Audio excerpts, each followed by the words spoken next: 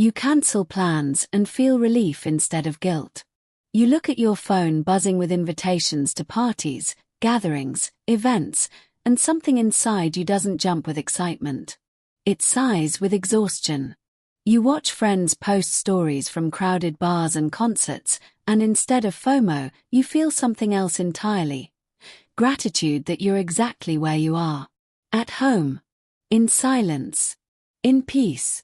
And then comes the question that's haunted you for years. What's wrong with me? Here's the truth no one tells you. Nothing is wrong with you.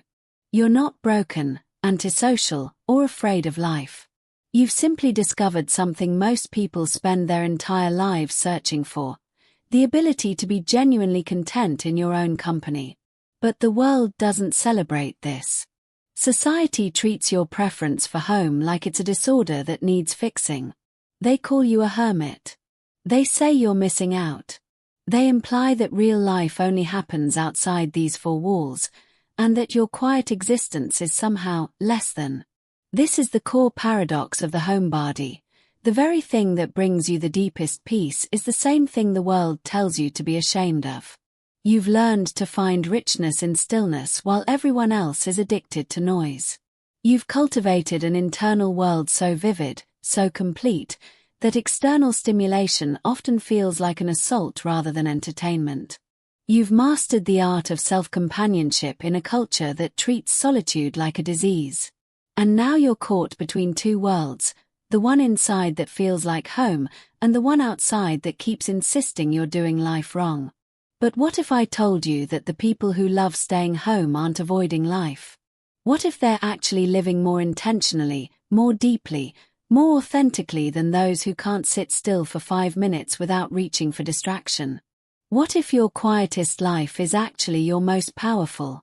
Let's get scientific about this, because your preference for home isn't just a personality quirk, it's a sophisticated psychological adaptation rooted in how your brain processes the world.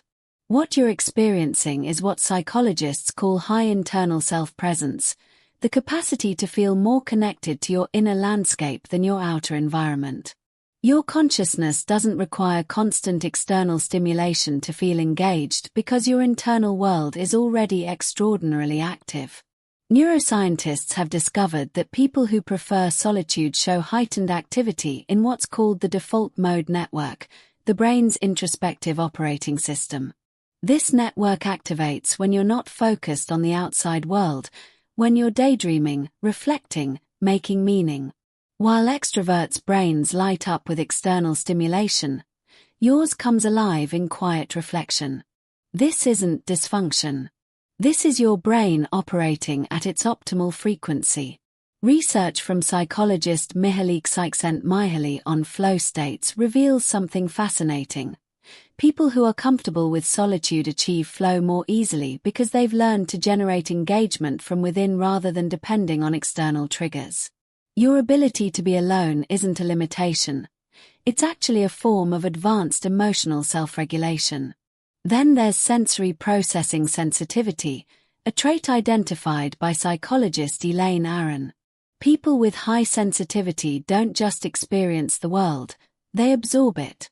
Every sound is louder, every emotion more intense, every social interaction more draining. For you, a crowded room isn't just uncomfortable, it's neurologically overwhelming. Your nervous system processes stimuli more deeply, which means you reach sensory saturation faster than others. Home isn't an escape from this, it's a carefully constructed environment where your nervous system can finally regulate itself. Think of it like this: most people are built like speakers, they need to broadcast energy outward to feel alive. But you're built like a receiver. You absorb, process, synthesize. And receivers need quiet spaces to actually hear the signal through all the noise. This connects to what attachment theorists call secure autonomous attachment, the ability to self-soothe and generate internal security without constant external validation. While others need people around them to feel okay, you've developed the psychological infrastructure to feel okay alone. That's not avoidance. That's emotional sophistication. Carl Jung wrote extensively about the concept of introversion as a form of psychic energy directed inward. He didn't see this as pathology but as a fundamental orientation toward the inner world of archetypes, meaning, and self-knowledge. The introvert, Jung argued, doesn't reject the outer world, they're simply more interested in the inner one. Your love of home isn't about running away from life. It's about running toward a deeper form of it, one that happens in consciousness rather than circumstance. But let's talk about the price you pay for being this way. Because loving home in a world that worships hustle comes with a particular kind of grief. You carry the weight of constant misunderstanding. Every time someone says you should get out more, what you hear is the way you exist is wrong. Every time a friend stops inviting you because you've declined too many times, you feel the sting of being misread. They think you don't care, when the truth is you care so deeply that social energy is a precious resource you can't afford to waste. There's a philosophical concept from Soren Kierkegaard about the crowd is untruth, the idea that authentic existence requires withdrawal from mass consciousness. Kierkegaard believed that truth and selfhood could only be discovered in solitude, away from the deafening conformity of collective life. But he also understood the existential loneliness this creates, the isolation of seeing clearly while everyone else is happily lost in the fog. You live with a unique form of existential solitude, not loneliness, but the awareness that your internal richness is largely invisible and therefore unvalidated by the external world. You could spend an entire afternoon having profound realizations, processing complex emotions, creating entire universes in your mind, and at the end of the day, someone will ask what you did and the only honest answer is nothing, because how do you explain that you just lived an entire lifetime inside your own consciousness? This is the grief of the homebody. Your most significant experiences leave no evidence. There's also the constant negotiation with guilt. You feel guilty for cancelling plans. Guilty for disappointing people. Guilty for not being more like everyone else. Guilty for enjoying your own company more than theirs. And underneath all that guilt is a deeper fear. Am I selfish? Am I missing something essential? Will I look back and regret not living louder? But here's what the world doesn't understand. Solitude and loneliness are not the same thing. Loneliness is the painful awareness of disconnection. Solitude is the intentional cultivation of connection with yourself. You can feel lonely in a room full of people if none of them see you. But you can feel complete sitting alone on your couch if you're actually present with yourself. The philosopher Blaise Pascal wrote, "All of humanity's problems stem from man's inability to sit quietly in a room alone." You've mastered what most people spend their lives avoiding, the capacity to be with yourself without distraction, without performance, without escape. And the world punishes you for it because your contentment threatens their narrative that happiness requires constant external acquisition. More friends, more experiences, more visibility, more noise. But you've discovered the secret they're terrified to learn, that wholeness might not require any of that. So what does this actually look like in your daily life? How does loving home manifest in specific, undeniable patterns? You experience what I call invitation anxiety, not social anxiety exactly, but a specific dread that appears when someone asks you to do something. It's not that you dislike the person or activity. It's that you can already feel your energy being pulled away from your internal world, and your nervous system resists. You've learned that most social obligations cost more energy than they return, and you've started protecting your reserves like they're your most valuable asset, because they are. You have a complex relationship with FOMO. While others fear missing out on experiences, you fear missing out on yourself. On the project you're working on. On the book that's finally getting good. On the internal processing you desperately need to do. Your FOMO is inverted. You're more afraid of losing time with your own mind than losing time with others. You've developed extraordinary internal navigation skills. While others need external input to know how they feel or what they think, You've learned to read your own internal signals with precision. You know exactly how much social interaction you can handle before you start to fragment. You can predict which activities will drain you and which will nourish you. You've mapped your own emotional terrain with the accuracy of a cartographer. You notice that shallow interactions feel almost physically painful. Small talk doesn't just bore you, it makes you want to crawl out of your skin. Not because you're arrogant or antisocial, but because your brain is wired for depth. Surface-level conversation uses the same emotional bandwidth that deep conversation does, but returns nothing of value. It's like being asked to trade diamonds for rocks. Why would you? You've created rituals that others might find mundane but you experience as sacred. Your morning coffee routine. The specific way you arrange your space. The transition from outside world to inside sanctuary. These aren't just habits, they're practices of coming home to yourself. Others might see a person sitting on a couch. You're experiencing a full sensory restoration process. Society says if you're home, you should be productive, learning skills, building side hustles, self-improving. But sometimes you're just existing, processing, letting your mind wander. And you've learned that this unstructured time isn't wasted. It's when your deepest insights emerge, when your creativity restores itself, when your nervous system finally gets to just be. You've noticed that you love people deeply but in small doses. Your relationships are intense, intimate, and limited. You don't collect acquaintances. You curate connections. And once someone is in your inner circle, your loyalty is absolute. But that circle, it's small by design, not by default.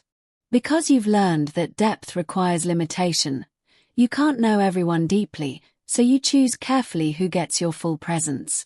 You experience what I call reentry difficulty, the jarring transition from the richness of your internal world to the demands of the external one. After days at home, going out feels like switching languages mid-sentence. You're not anxious. You're in translation mode, trying to remember how to operate in a world that runs on completely different rules than your internal one. These aren't deficits. These are adaptations of a highly sensitive system operating in an overstimulating world. You're not broken, you're precisely calibrated. The problem isn't you. It's that the world expects everyone to be built the same way, with the same tolerance for chaos, the same need for constant external engagement. But you're built different. And that's not a flaw, it's a design feature. So how do you live as a homebody in a world that doesn't understand you? How do you stop apologizing for the way you're built? First, you need to reframe what staying home actually means. You're not hiding, you're homesteading. You're cultivating an internal landscape that most people are too distracted to even know exists. Every hour you spend alone, processing, creating, thinking, feeling, that's not time wasted. That's time invested in the most important relationship you'll ever have, the one with yourself. You need to practice what I call boundary sovereignty, the ability to protect your energy without guilt or explanation. When you decline an invitation, you're not rejecting a person, you're honoring your own needs. And you don't owe anyone a dissertation on why. No, thank you is a complete sentence. Your energy belongs to you, and you get to decide how to spend it. Learn to distinguish between isolation and sanctuary. Isolation is running away from pain. Sanctuary is running toward peace. If you're home because you're depressed, avoiding processing something difficult, or genuinely afraid of the world, that's isolation, and it might need attention. But if you're home because that's where you feel most yourself, most creative, most alive, that's sanctuary. Honor the difference. You'll need to find your people, the ones who understand that loving you means not demanding you perform extroversion. The friends who are comfortable with long silences. The partners who don't take your need for solitude personally. The communities, often online, ironically, where depth is valued over volume. These people exist. They're probably at home too, waiting for permission to stop pretending they're built like everyone else. Practice selective emergence, choosing when and how you engage with the world based on your values, not society's expectations. Maybe you don't go to every party, but when you do show up, you're fully present. Maybe you have one deep conversation a week instead of 10 shallow ones. Maybe you only leave home for things that genuinely matter to you. This isn't avoidance, it's intention. And here's the most important part. Stop waiting for the world to validate your way of being. It won't. The world profits from your belief that you're not enough as you are, that you need to be louder, busier, more visible. But you don't. Your internal richness doesn't need an audience to be real. Your quiet life doesn't need applause to be valuable. The philosopher Arthur Schopenhauer wrote, "A man can be himself only so long as he is alone, and if he does not love solitude, he will not love freedom, for it is only when he is alone that he is really free." You've discovered this freedom. You've learned that the greatest adventure isn't out there in the world, it's in here, in the universe of your own consciousness. You've realized that home isn't just a place, it's a state of being where you're finally allowed to stop performing and just exist. And that existence, it's not less than others' lives. It's not smaller or sadder or more limited. It's just different, deeper, more internal, more yours. You are not antisocial, you're selectively social. You're not avoiding life, you're living it with intention. You're not missing out, you're tuning in to a frequency most people are too distracted to hear. Your love of home is not a weakness to overcome. It's a strength to embrace. It's proof that you've learned what most people never will, that contentment isn't found in constant motion but in deliberate stillness. That richness isn't measured in experiences collected but in presence cultivated. That the most profound journey you'll ever take is the one that leads inward. So keep staying home. Keep building your internal world. Keep protecting your peace like it's sacred, because it is. Keep choosing depth over breadth, quality over quantity, presence over performance. The world will always try to convince you otherwise.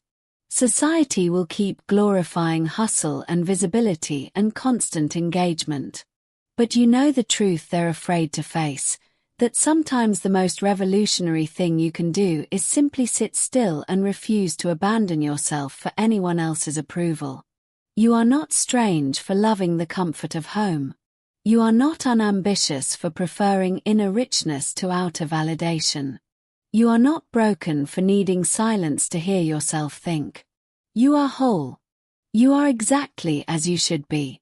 And your quietest life might just be your most powerful one. If this resonated with you, share it with someone who needs permission to stop apologizing for who they are. Subscribe for more psychology that celebrates difference instead of pathologizing it. And remember, the people who love staying home aren't hiding from the world. They're showing the world what it looks like to actually be at home in yourself. And that's the most profound form of presence there is. Welcome home.